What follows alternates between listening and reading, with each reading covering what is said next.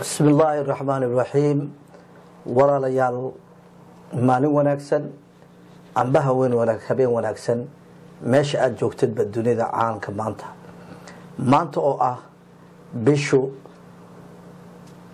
قالاد أففك قالاد أبريل أبا أفريل لحية طبان كيجي لبدي يكون يو لبية طبان waxaan maanta doonayaa inaan wax ka taabto baysaska amba ciidamada shisheeyaha ee dalka Djibouti maanta degan horta waxaan intaanan bilaabin aan doonayaa inaan u sheego dhageystayaasheeda qalad aan galay maandaweyte oo ka hadlayay inta militariga amba ciidanka Canada ee degan jasiiradda la yiraahdo Cyprus amba Shibr la yiraahdo waxaan idhibahayd waraysi la igu waraystay Jibtok 200 milyan oo dollar bay bixiyaan waa kan maanta waxaan soo helay in ay 300 oo milyan oo dollar ay tahay waa 300 oo milyan oo dollar oo ay waliba ka soo warameen jaraa'idda la yiraahdo The Globe and Mail oo ka soo baxda dalka Canada gaar ahaan magaalada Toronto marka oo ay ka soo waramiyeen wasiirka difaaca ee dalka Canada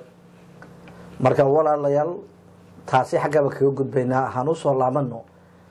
ujeedada kaga hadlayna maanta ciidanka dalkeena degan faa'iidada naga soo gashay maxay tahay iyo dhibaatada naga soo gaadhay xalkooga faa'iidada horta naga soo gashay hadaan ka hadalo waxa la wax faa'iido naga soo gashay ma jirto waayo wax dadkeena lacag dadkeena ku filan ba maaha خاصة dalka Faransiiska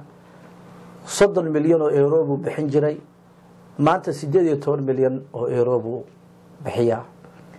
ninka maanta madaxweynaha dalka Faransiiska ee Sarkozy leeyahay wuxuu maanta xafuujiyay madaxweynaha Ismaaciil Cumar Geele oo waqti adag maanta ku jira siyaasadahaneed maxaa yeelay wadanadii Afrikada ahayd ee la guumeysay Faransiisku guumeysan jiray ama Mali ama Cote d'Ivoire afgambiyada ay ku sameeyaan maanta iyo qaska ku sameeyaan daraadeed inuu cabsooday Ismaaciil Cumar maanta oo ninkii markay yiraahdeen waa inaad wax dhintaa inuu uga boqo amba arrinkii Borel bay ku soo isticmaali doonaan amba si kale u qalalaasa u gelin doonaan waa nasiib darro maanta haday dalkaasi haduu nidaam fiican u sameeyo madaxweynuhu maxkamadaha faraha ka qaado baarlamaanka iskriita majoriteerka ah beenbeenta Allah baabi'iyo dadkiisa difaaci laha iyaga kama cabsadeen inuu maanta uu qiimo yar uu siiyo 18 milyan oo euro maxay tahay waxba ma aha isaga gaar bilkaagiisa ma soo dhaafayso laakiin dal yar waa wadan qura oo Canada qura 300 oo milyan kaga qaadanaysa annaga oo maanta France Mareykanka Jarmalka Ingiriiska Japaneega hadii la eego intaay oo dhan baxay 200 milyan oo dollar naga soo gasho inkastay dawladda Djibouti xitaa ay jecleen inay shacabku ogaadaan waxa ka soo galay xaq baa u leeyihiin inaad ogaatiin weeyaan waa inaad isweydiiseen marka dhibaatada naga soo galay marka maxay tahay dhibaatada naga soo galay inay hablaheena cawrada maanta ay baabi'iyaan hablaheena cawrada ee maanta ku kaliftay bariisku inay dabar rooraan gaalka inay dirac soo iibsato gaalka dabar roorado oo waliba la baabiyo balwad la baro say balwadeeda uga soo saarto marka ilaahay dad bilaadan uu naga dhigay inaan fikir alla nimaadno sida aan taa uga tanaasuli lahayn horta 2002 markay Mareykanku imanayeen ciidanka Mareykanka dalka Mareykanka joogay waxyaalo waxaan raadiyay maxaa ku kalifay la yaab ma lahayn waqtiga madaxweynaha Ismaaciil Cumar Geele inuu ogolaado hadii kale way garaaci lahaayeen niman waalan oo maartay khariban ba dalka maamulayay anu waan ku dhexnoolaa dalka Mareykanka halka waan joogay cid igama sheekay karto George Bush iyo xulufadiisii ma sheegaya nimankaasi isagaaba hayaba calqayda xaga ku hay oran lahaayeen amba si ay waxa u isticmaalaan way garaaci lahaayeen laakiin marka talikaliye tahay taliye marka tahay oo kaliya tashatid oo wadda ku dimuqraadiyad ka jirin dhibaatooyin weyn ba kolka dadkaasi aad u keenta shacabkaaga way dadka way ka faa'iideysan waxay soo darsaan inaad tahay kaligii taliye laakiin markuu baarlamaanku amba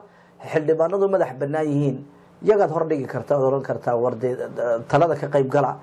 oo iyaga waxaad ka oran kartaa Mareykan iyo cid kale ka oran kartaa warda dalku waa dal xora dadku waa dad anigu kaliya inima saxi karo waxaad doonaysiin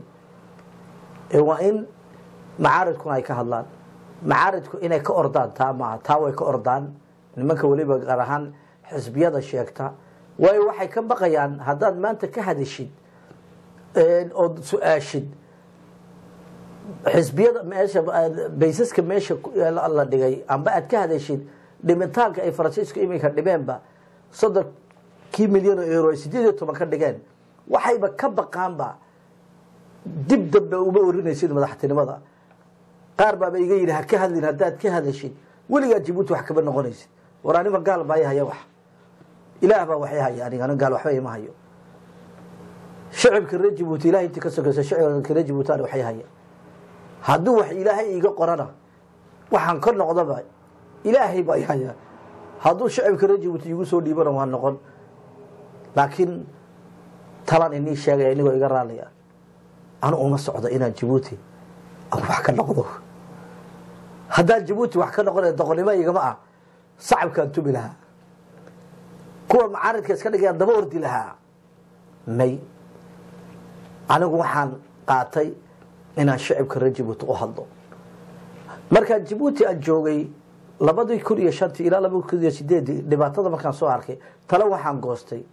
وحكي له هذا قبل كرين ضدك taladii ina saweyno uu noqo meesha joogtay war dadka way dhibaataysan yihiin xaqooga u hadal wa assalaamu alaykum wa rahmatullahi wa barakaatuh